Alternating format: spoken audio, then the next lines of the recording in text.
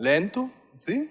Ok, entonces yo voy a hablar en español porque tenemos participantes también de otros países y solamente pido disculpas si algunas veces me caen algunas palabras en portugués, porque estoy trabajando aquí en Brasilia, junto con el Ministerio de Medio Ambiente y la UICN y con ICLEI en un proyecto. Y gracias a los convidados, los organizadores, tengo la oportunidad ahora de dar tal vez dos ideas para la discusión de trabajo de hoy. Primero es que si se trabaja con este tema, se necesita socios, parceros, como se dice en portugués, trabajar en redes, y eso va a ser uno de los temas que hemos hablado. Y la otra idea es un poco más fácil porque, como Zé Pedro, el secretario, ayer habló, tenemos áreas protegidas, pero tenemos que ir un poco más allá de estos. Y en el plan estratégico de la CDB sobre la meta 11 de Aichi, ya se habla de áreas protegidas y otras medidas de conservación. Entonces, solo quería alertar un poco este tema de otras medidas de conservación para nuestro trabajo hoy. Entonces, vamos a ver. Entonces, sí. Entonces, solo quería mostrar dos ejemplos de la cooperación alemana en esto. Uno es un proyecto que se llama Áreas Protegidas y otras medidas de conservación a nivel de los gobiernos locales en Brasil, Colombia, Ecuador y Perú, que está financiado por el Ministerio de Medio Ambiente a través de la llamada IKI, la Iniciativa Internacional para la Protección al Clima, con los parceros de UICN y ICLEI. Estamos trabajando juntos y fuertemente ligados a los ministerios de medio ambiente en cada país. Pero el objetivo de esta iniciativa es realmente fortalecer el papel de los gobiernos locales en la gestión de áreas protegidas y otras medidas de conservación.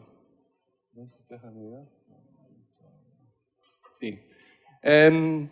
Bueno, y aparte de esto se trabaja para mejorar un poco el marco institucional y legal en cada de los países y también de dar más énfasis en el rol y el papel que los gobiernos locales, los municipios, juegan en la conservación de la biodiversidad, y especialmente para este tema de corredores y de conectividad es muy importante.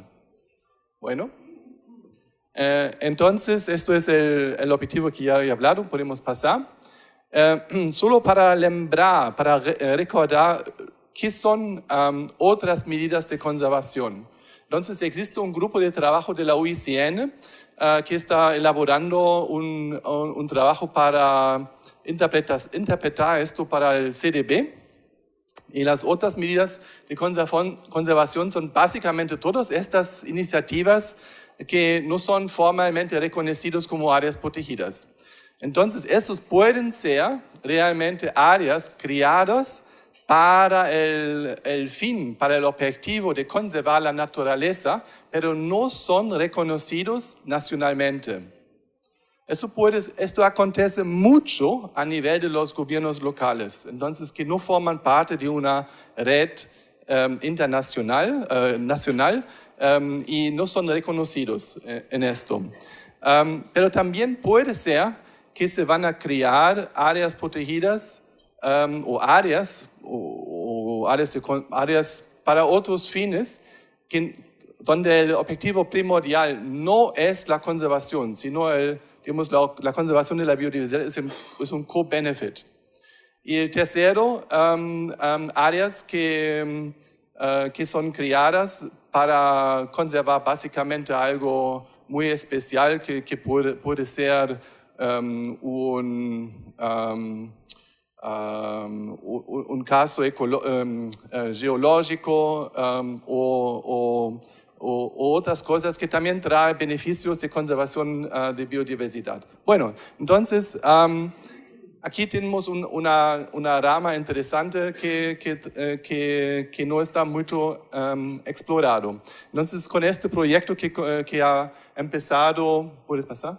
Que ha empezado hace un año y tiene una vigencia hasta el final de 2020, pretendemos realmente trabajar con diferentes iniciativas y proyectos en los diferentes gobiernos. Puedes pasar para otros. Entonces, porque la idea es realmente, como Mateus habló, que se necesita saber a quién está trabajando y qué recursos ya están en marcha, los proyectos GEF o otros proyectos de la cooperación internacional. Y también tenía ese flujo de información en esto. Entonces, estamos apoyando, intentamos de apoyar en esto. En Colombia, por ejemplo, estamos apoyando una iniciativa de estrategias, ¿cómo se llama? Estrategias complementarias de conservación que están desarrollando ahora, especialmente con este enfoque.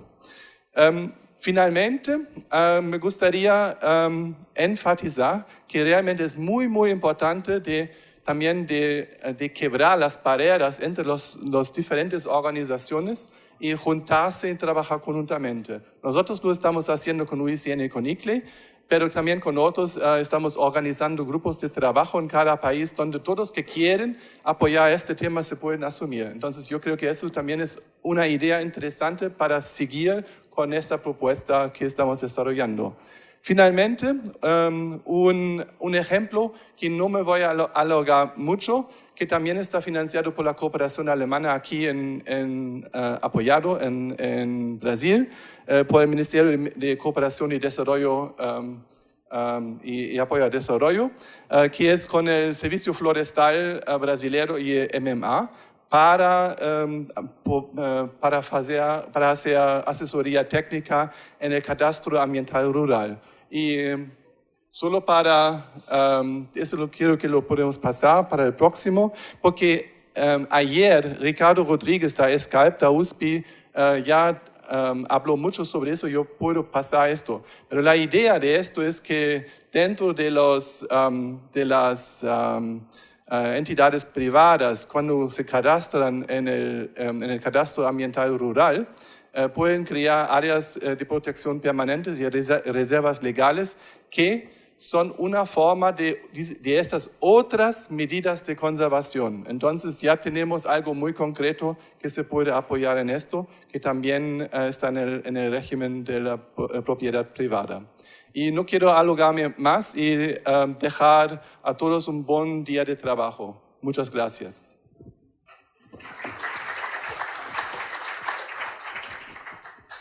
Obrigado, Jens. Eu vou apenas dar aqui a passagem para o Mateus, que deve estar escondido em algum lugar aqui.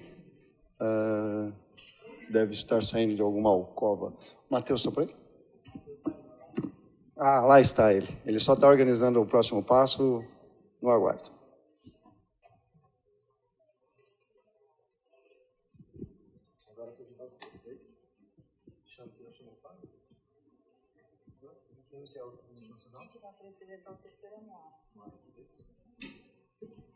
Bom,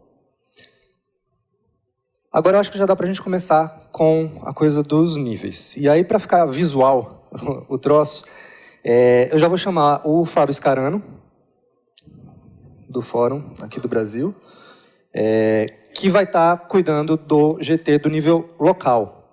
Então, o Fábio vindo para cá, ele está representando visualmente mesmo, a ideia é que ele possa inspirar na fala dele um pouco, como é que é esse cenário do nível local. Nesse nível de análise que a gente está chamando de local, ou seja, nesse primeiro zoom.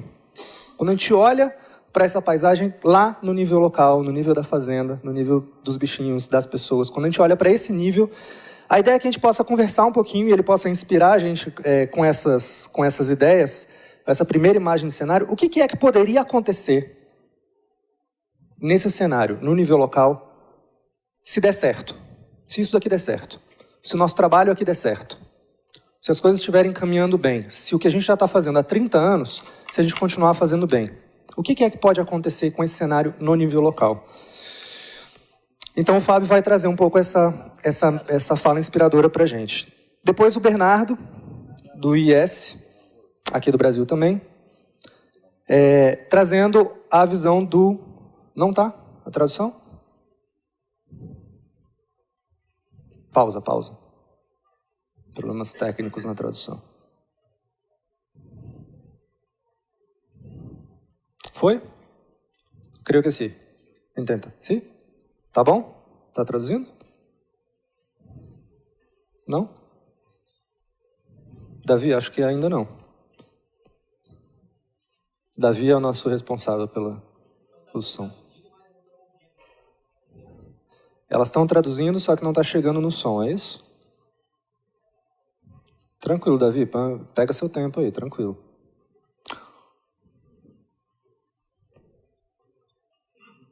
Sim, já foi? Tá aí? Ótimo.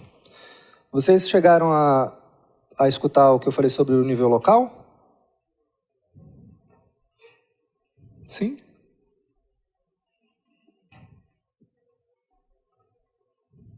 Foi? Repete? Então vamos lá. Eu estou querendo fazer isso visualmente, para a gente ir se acostumando com essa coisa visual. Então o Fábio está aqui representando mesmo, visualmente. Ele vai estar no grupo de trabalho, que vocês vão constituir daqui a pouquinho, trazendo essa visão desse zoom, né, desse nível local. Então a gente está falando do nível ali da fazenda, do nível dessa paisagem no local, a gente está falando do nível das pessoas dialogando, a gente está falando do nível dos bichos circulando, então a gente está falando desse nível local, ok? É o nosso primeiro nível de zoom. Logo em seguida, o Bernardo, e aí, bom, a sugestão que eu dei para o Fábio, agora ali quando eu fui pego no laço, era do Fábio trazer um pouco mais, menos técnico, mas essa fala mais política e estratégica de o que é que poderia acontecer, o que pode acontecer nesse cenário, nesse nível.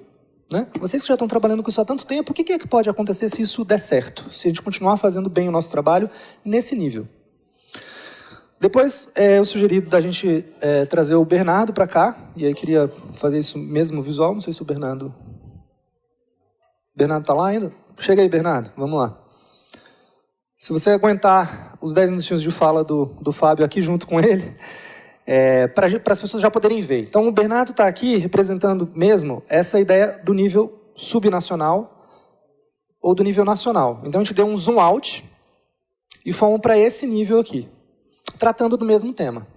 E a proposta para o Bernardo falar com a gente é essa mesma fala inspiradora, política estratégica, de falar o que é que poderia acontecer se a gente investisse nos projetos certos, se a gente apoiasse as iniciativas que realmente catalisem a conexão de corredores ecológicos. Foi para isso que a gente veio aqui, para saber quais são esses critérios. Então, se isso acontecer, o que é que está acontecendo no nível nacional ou subnacional? O que é que vocês estão vendo? Qual que é a narrativa que dá para a gente construir?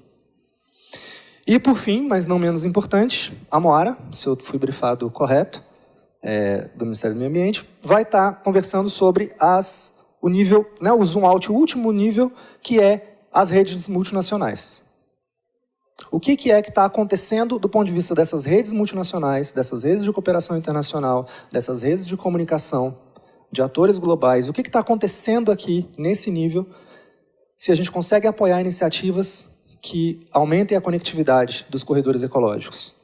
Se a gente realmente apoia projetos que catalisam esse processo de transformação que a gente vai apontar durante o dia de hoje. Se isso dá certo, o que está acontecendo nesse nível? O que eu estou vendo acontecer? Qual que é a imagem que eu consigo inspirar e contar para vocês do que eu estou vendo? Qual que é o cenário que tem?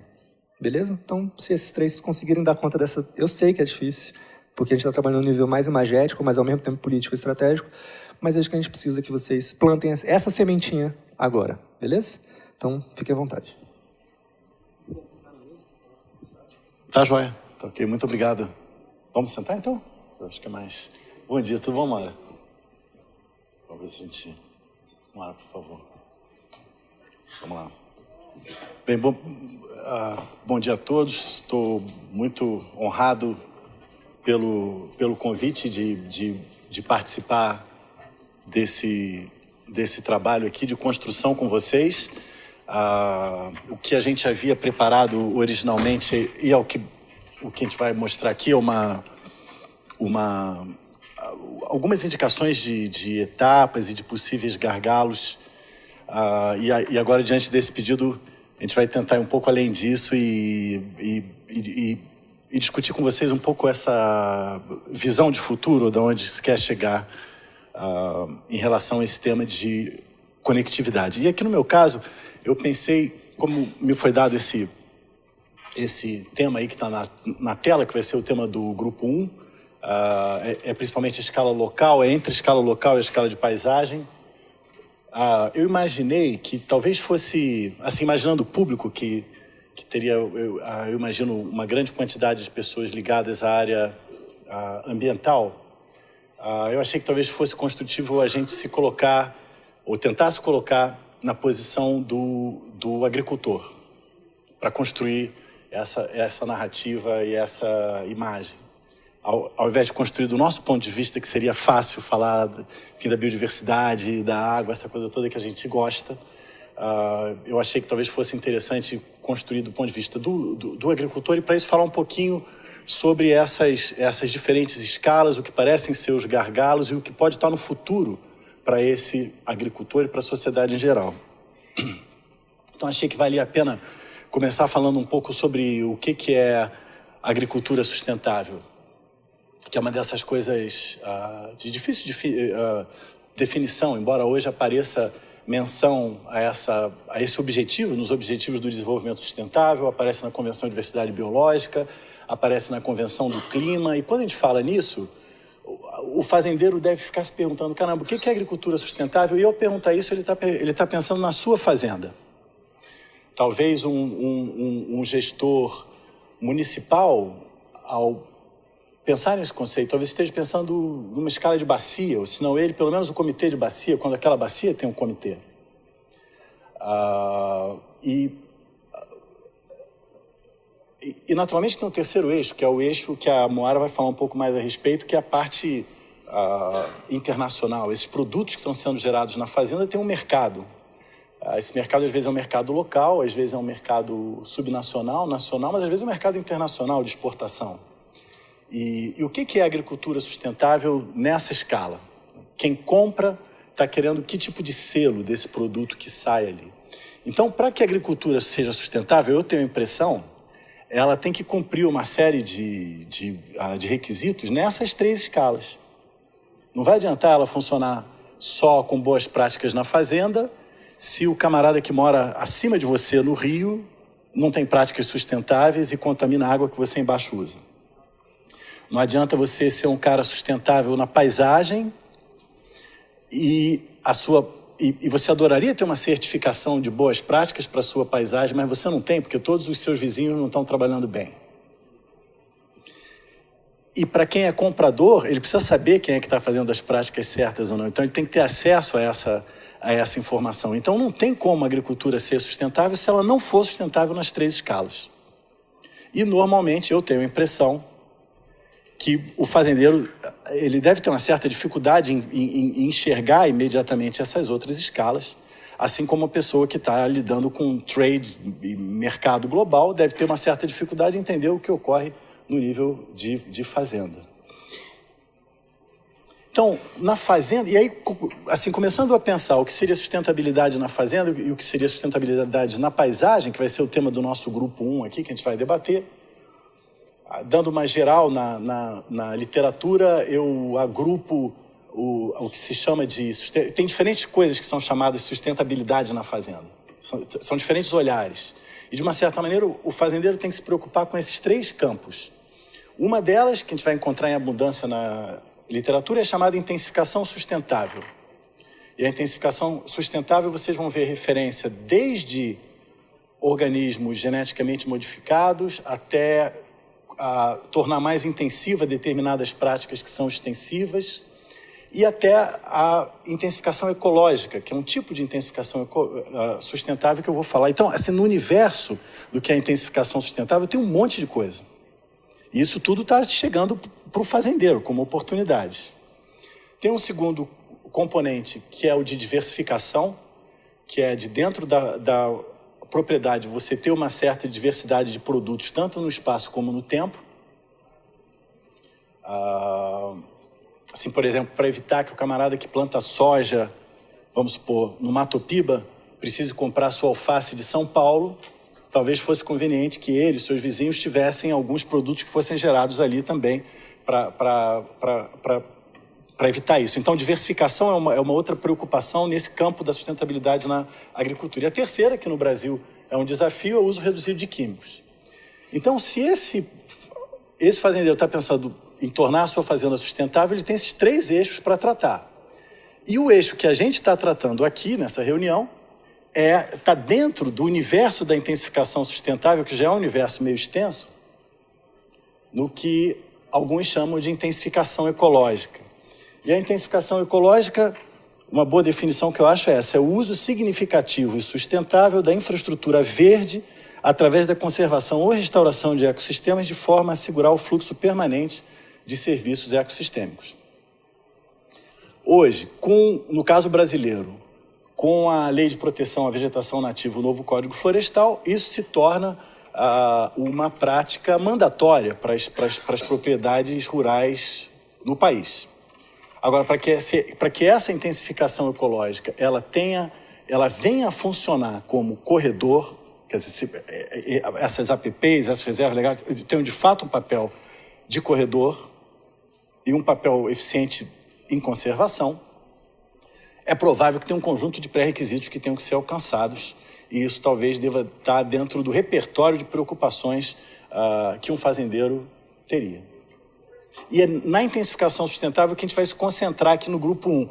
Mas eu acho que na hora que a gente falar da visão, que a gente pensar nisso que estava sendo apresentado aqui para nós, a gente tem que lembrar que esse agricultor tem que se preocupar em usar menos químicos, e talvez ele tenha que se preocupar também com a diversificação de produtos na propriedade dele, ou na paisagem. Quando a gente pensa em paisagem, isso todos vocês sabem, vocês ontem assistiram aqui o Jean Paul falando, que é quem ensinou para a gente alguns desses conceitos. A paisagem ela é composta de uma matriz, que é dominante, é o habitat dominante, ela é composta de manchas de habitats não dominantes e de corredores. No caso da paisagem agrícola, que é a que a gente está tratando aqui, a matriz é uma matriz agrícola, agropecuária. Então, as APPs, reservas legais, que seriam manchas de habitat não dominante, o ideal é que essas coisas sejam conectadas na paisagem através desses corredores. Então, a sustentabilidade na agricultura, do ponto de vista de intensificação ecológica, ela passa muito pela conectividade entre essas manchas de habitat não dominantes. E aí nos foi solicitado que a gente jogasse algumas sementes aqui para discussão, e as sementes que a gente pensou foram mais no sentido do que seriam gargalos. Não foram exatamente sementes em relação a essa visão. Então, acho que a gente vai deixar mais para discutir a visão no futuro, mas para discutir a visão, acho que é importante a gente ter consciência do que são gargalos. E, de novo, assim, as duas primeiras sementes que eu botei ali, a do campo da fazenda e a do campo da paisagem, eu botei pensando muito no agricultor. Um gargalo grande na fazenda, a meu ver, é o cumprimento da lei.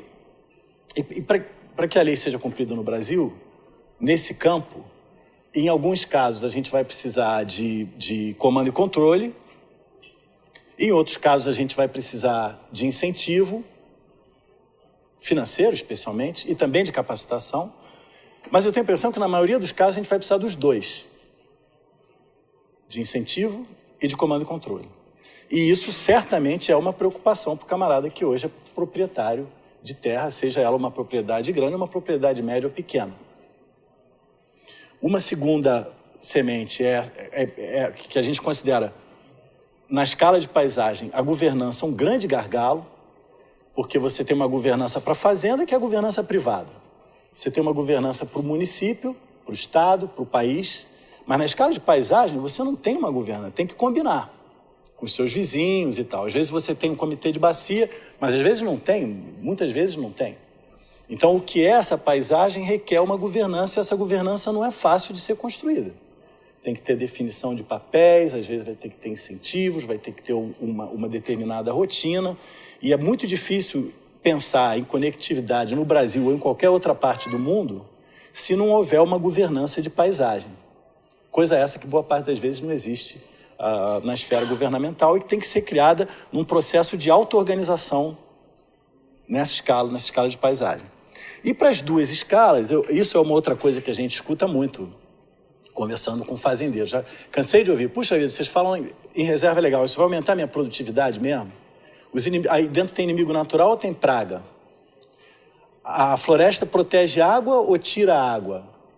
Várias dessas perguntas são perguntas super pertinentes.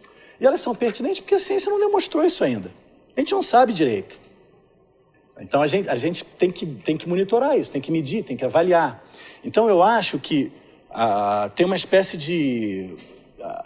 assim, todo mundo tem um pouco de São Tomé. Você quer ver a prova. E eu acho que nós aqui que somos cientistas, a gente não tem medido essas coisas com a frequência que a gente deveria. E é mais do que medir, você precisa monitorar e você precisa avaliar. A gente vai ter que ser corajoso lá na frente para avaliar e falar, caramba, essas APPs são, deserto verde. Não tem nada aí dentro, está servido para corredor, é muito estreito. Ou então falar, caramba, APP sensacional. Vai funcionar como Other Effective Conservation Measures, pode botar na nossa soma lá na CBD, vencemos. Mas a gente só vai saber isso se a gente medir. Então, eu acho que essas são assim, as 3 sementes que eu queria plantar. 2 para os agricultores, que eu acho que tem que se preocupar com cumprir a lei, tem que se preocupar com como governar a paisagem onde eles estão inseridos. E umas para nós todos, para governo, setor privado, agências multilaterais, bilaterais e cientistas, de como é que a gente vai demonstrar que isso que a gente está se propondo a fazer realmente funciona. Funciona não só para os animais e para as plantas, mas funciona também para o bem-estar das pessoas e para a segurança alimentar do Brasil e do planeta. Obrigado. Passo aqui para o meu querido Bernardo.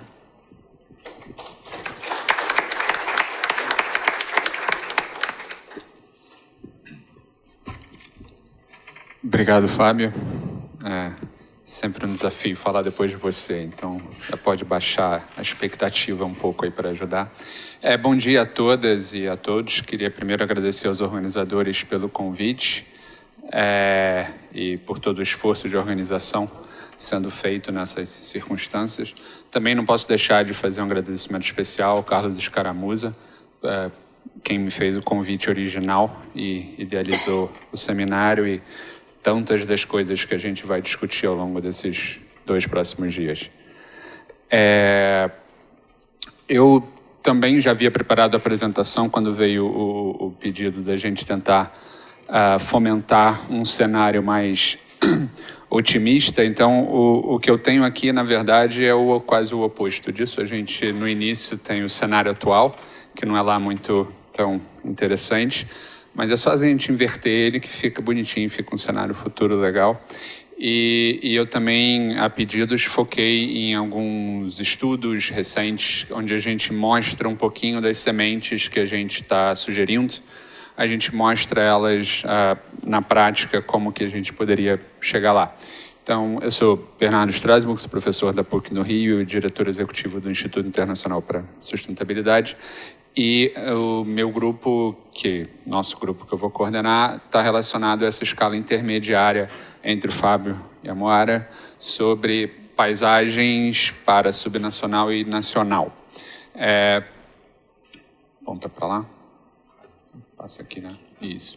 Então, nesse sentido, não sei se dá para ler, ontem lá de trás eu não conseguia ler muito, mas a ideia a gente tem um cenário atual, como eu falei, não é nada muito otimista ou simpático, que passa por um desmatamento e degradação em áreas de altíssima importância para a biodiversidade e serviços ecossistêmicos, fragmentação, alta vulnerabilidade às mudanças climáticas, uma completa desconexão entre agricultura e conservação, na grande maioria dos casos, uma baixa percepção de serviços ecossistêmicos, uma ineficiência enorme no uso da terra, com grandes áreas degradadas e subutilizadas, e falta de alinhamento entre instituições, políticas públicas e níveis de governo.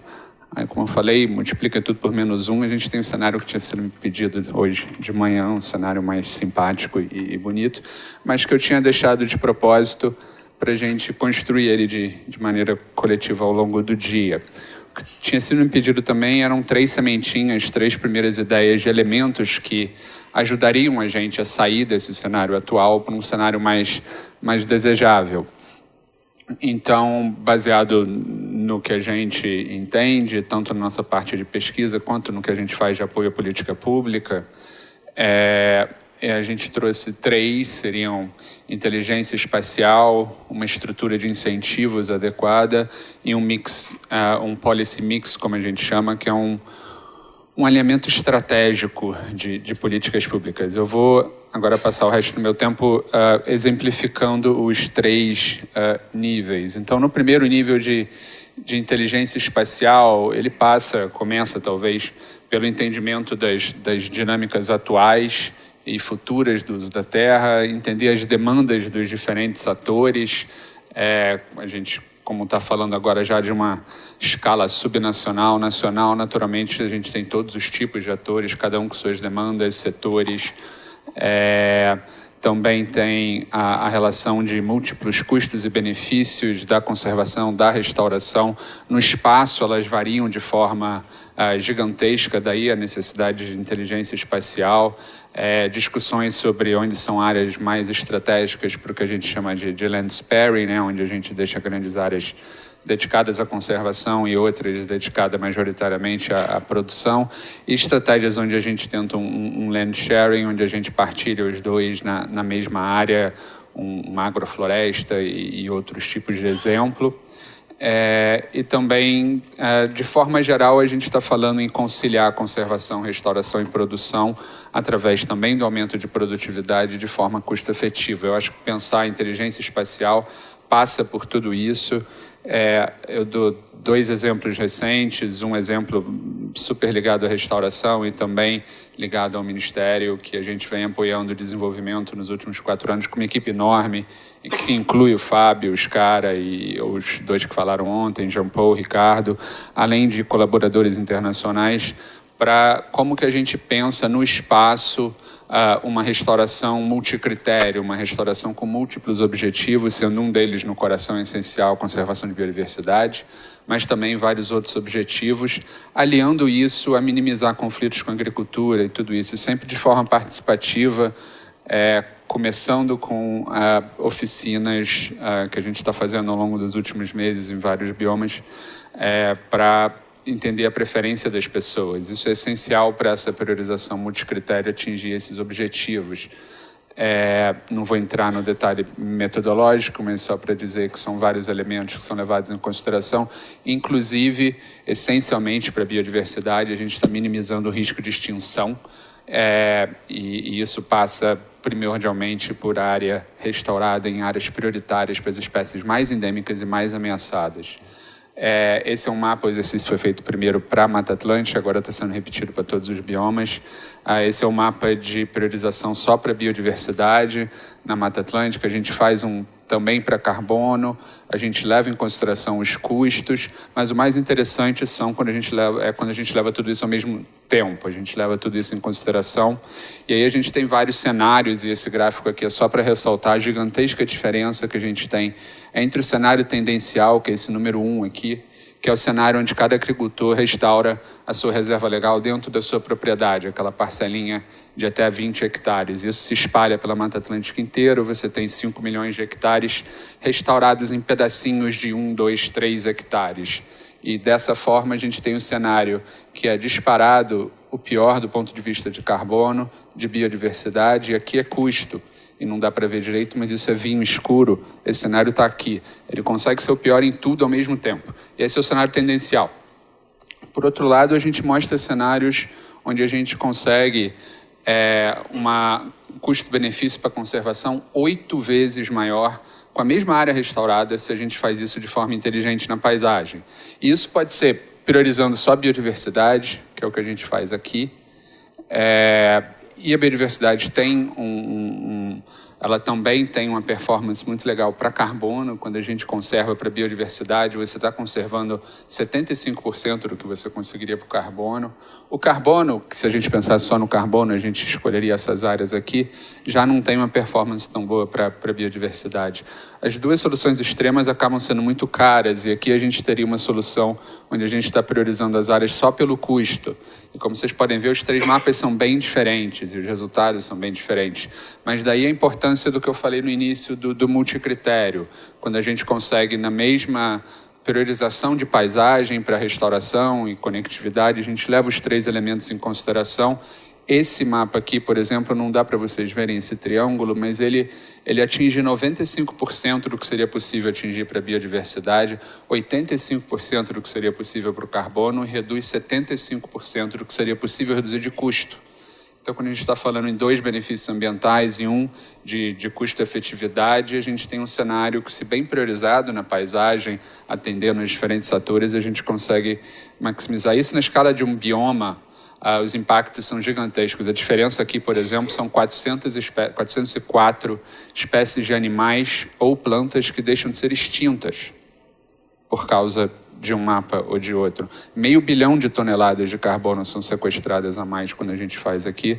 28 bilhões de dólares em custo de restauração e oportunidades são reduzidos. Então, quando a gente está falando em escalas subnacionais e nacionais, a priorização espacial é absolutamente essencial. Aqui só mostrando vários outros cenários que a gente...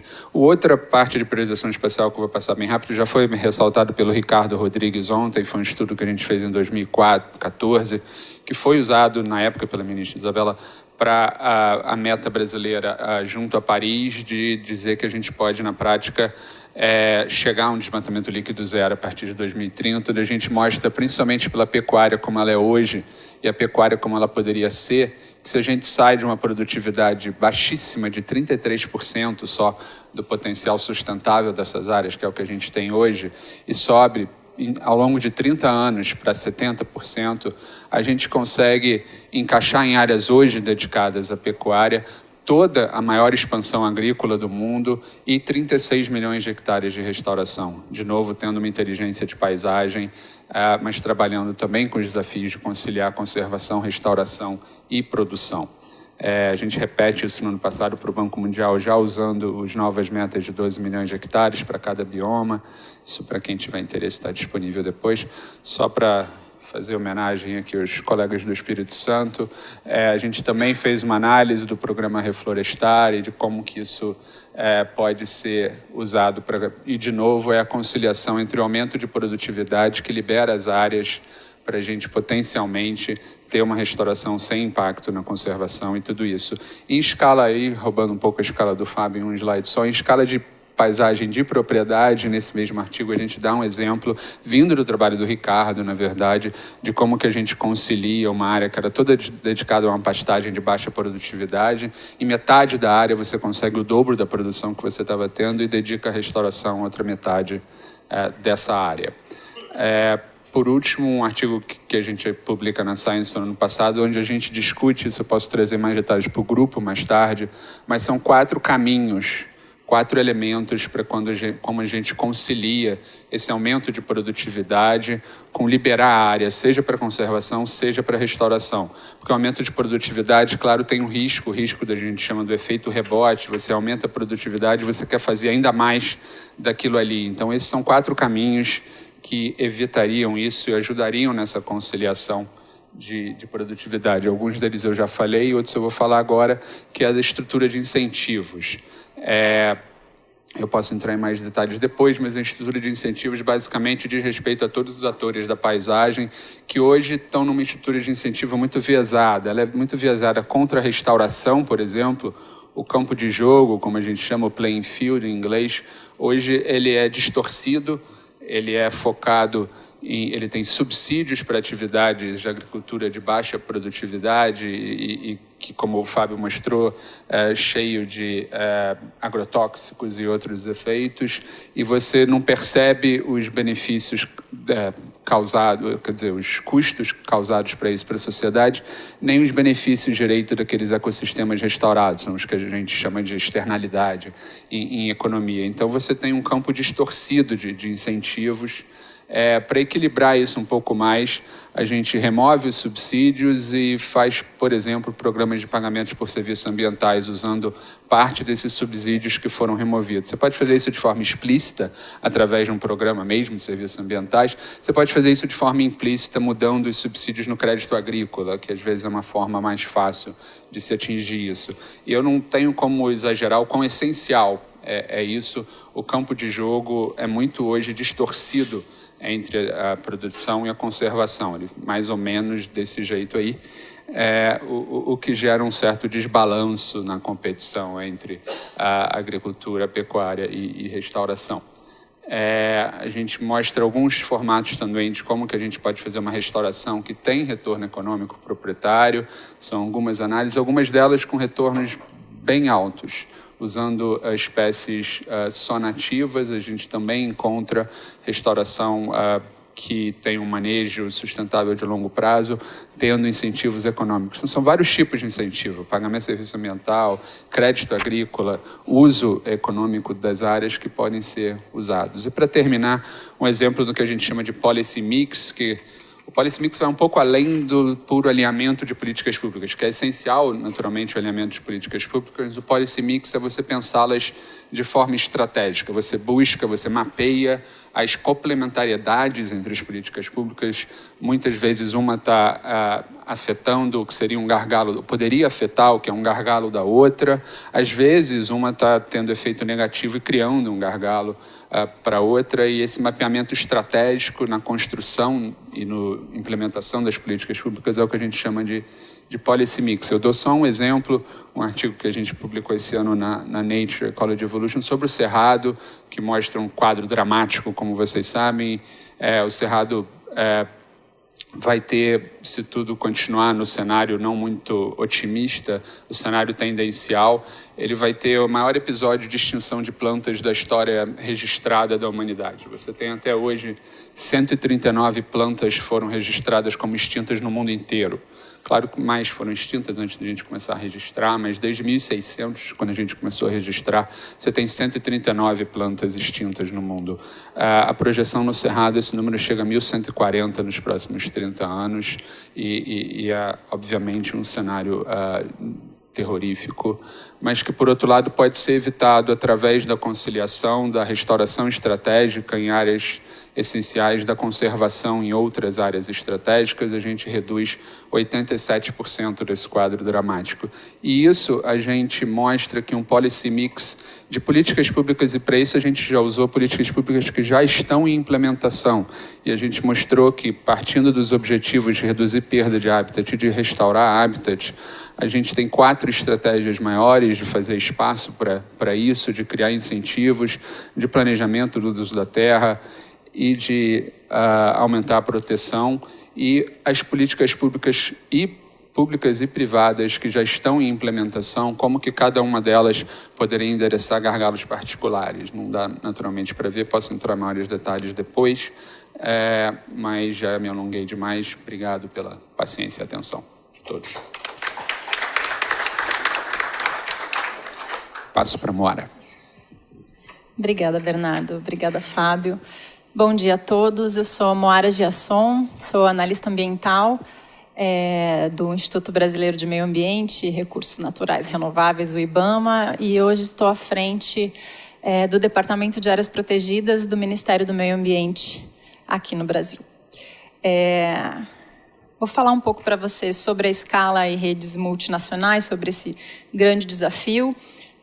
E para mim agora um desafio um tanto maior, porque, na verdade, como vocês viram, estava a confirmar a pessoa que ia fazer essa fala. Então, nós não temos um texto preparado sobre o assunto, nem uma apresentação formal aqui para vocês, mas por conta do trabalho que o Ministério vem desenvolvendo, né, essa iniciativa de levar um projeto, um programa de conectividade que trate também da escala continental, isso propicia essa fala um pouco mais abrangente. Primeiramente, acho que uma premissa que nós temos que levar em conta quando trabalhamos na escala continental é que cada país já vem desenvolvendo iniciativas de conectividade, de paisagens, de corredores ecológicos, né? Assim, acho que ninguém aqui, e talvez ninguém, de fato, conheça todas essas iniciativas na América Latina. Então, é um desafio saber o que está acontecendo em cada um dos países. Ontem nós tivemos uma apresentação belíssima sobre o corredor mesoamericano, que foi belíssima, mas muito rápida. Então, temos que conhecer mais a fundo, porque acho que é a maior iniciativa de corredores aqui na América Latina, em escala mesmo. mas que demonstra para a gente isso, que de fato cada país já tem iniciativas internas de corredores ecológicos. Mas também temos que falar de desafios. E para mim o primeiro desafio que nós temos para chegar a trabalhar de forma multinacional, em rede, nessa escala continental, é o desafio do convencimento político. E o Brasil, acho que como brasileira posso dizer, tem essa fama de ser um país com as fronteiras mais fechadas, né? Nós temos dificuldades de trabalhar a questão transfronteiriça. Isso não é uma realidade na América Latina inteira. A gente vê outros países que têm essa facilidade de trabalhar com seus países vizinhos nessa conectividade do ponto de vista ambiental. Mas o Brasil tem, sim, dificuldades nesse sentido. Então, como outros países também têm, é um primeiro desafio de vencer, de dissolver essas barreiras diplomáticas que nos impedem de fazer trabalhos transfronteiriços. Um segundo desafio, que eu vejo também bastante importante, é que nós temos poucas experiências de gestão e coordenação entre países nessa questão transfronteiriça ambiental. De novo, vimos ontem um exemplo belíssimo e acho que no grupo devemos trabalhar um pouco mais sobre, entender um pouco mais quais são os desafios desses exemplos que nós tivemos, tanto do mesoamericano quanto do Peru, que também demonstrou aí já haver uma coordenação com outros países, inclusive uma vontade de trabalhar junto com o Brasil. Mas como é feita essa comunicação? Nós temos uma barreira, por incrível que pareça, que é uma barreira da língua do Brasil com os demais países latino-americanos. Infelizmente, e é muito surpreendente que nós tenhamos essa barreira, são duas línguas muito similares, mas, de fato, nosso povo nem sempre consegue se comunicar e se compreender. Então, e aí é uma questão cultural. Então, temos esse desafio de gestão, de coordenação, que está conectado a outros desafios, como esse desafio cultural da barreira de comunicação. Um terceiro desafio seria o desafio da parte mais técnica. Como nós utilizamos essas ferramentas, essa inteligência que já foi desenvolvida e muito bem demonstrada aqui pelo Fábio e pelo Bernardo, para a seleção de territórios, para a coordenação e gestão local, como a gente consegue transportar esse ferramental de inteligência local para conectividade para um nível de escala multinacional. Então, isso é uma coisa a ser discutida aí no nosso grupo. Talvez essa escala continental nada mais seja do que um somatório de pequenas escalas locais. Mas como a gente faz para enxergar tudo isso de forma nesse nível mais acima? E um quarto desafio que eu coloco à mesa é pensar que quando a gente busca recursos para colocar em prática um programa, um projeto de conectividade, nós temos que ter metas claras. Ninguém financia um programa que não tenha metas claras, que não tenha resultados mensuráveis. Como a gente faz isso num programa de escala continental? Quais seriam as nossas metas? Quais seriam os nossos resultados a serem apresentados para os nossos financiadores? Então, esses 4 grandes desafios. E aí, eu não tenho resposta para nenhum deles, desculpa. Acho que vamos conversar sobre isso no grupo de trabalho. Mas talvez a gente possa pensar aliás,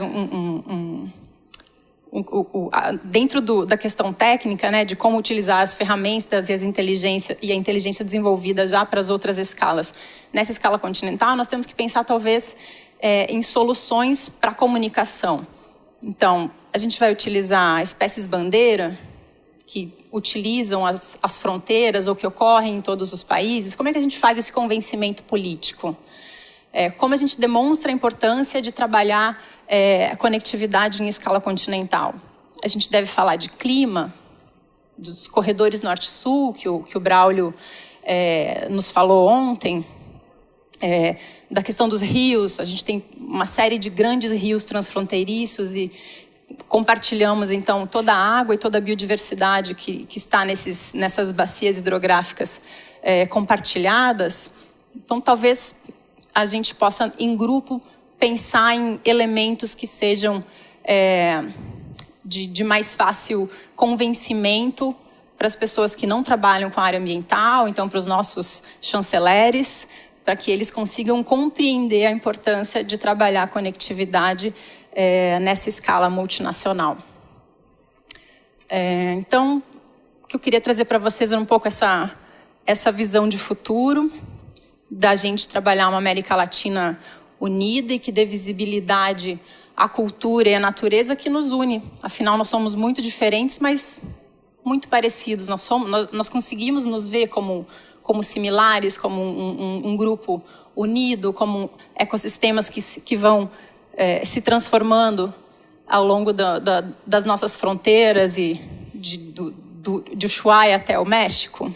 Será que a gente consegue demonstrar isso? Então, talvez seja mais importante no primeiro momento esse convencimento político que nos permita, então, desenvolver o ferramental necessário para o trabalho no terreno, que transforma em local a escala continental, para que a gente possa, de fato, chegar no terreno, chegar no campo com as ações de restauração, de promoção de conectividade, de promoção de trocas culturais, e conseguir enxergar isso, essas ações locais, conseguir enxergar a importância delas no nível multinacional. E aí a gente tem, para fazer tudo isso, essas grandes experiências, tanto do corredor mesoamericano, da visão amazônica, da questão do Chaco na Bolívia, das experiências do Peru, e imagino que tenham muitas outras experiências. Temos reservas da biosfera transfronteiriças. Como a gente usa todas essas experiências agora para pensar ainda mais além, pensar um pouco mais à frente, que é a proposta que o Ministério do Meio Ambiente levou à última COP de Biodiversidade, que o ministro apresentou e que foi muito bem recebida por todos. Acho que é isso que eu tenho para trazer para vocês agora e espero que a gente possa, no nosso grupo de trabalho, desenvolver um pouco mais essas ideias. Obrigada a todos.